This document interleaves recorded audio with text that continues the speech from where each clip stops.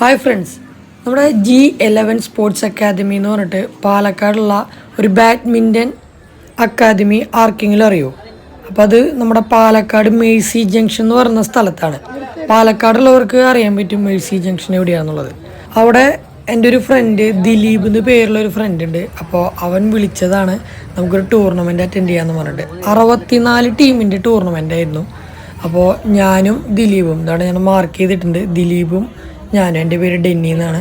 അപ്പോൾ ഞങ്ങൾ ഒരുമിച്ച് കളിച്ചു. സെമി ഫൈനലാണ് ഞങ്ങൾ തോറ്റു പോരേണ്ടി വന്നത്.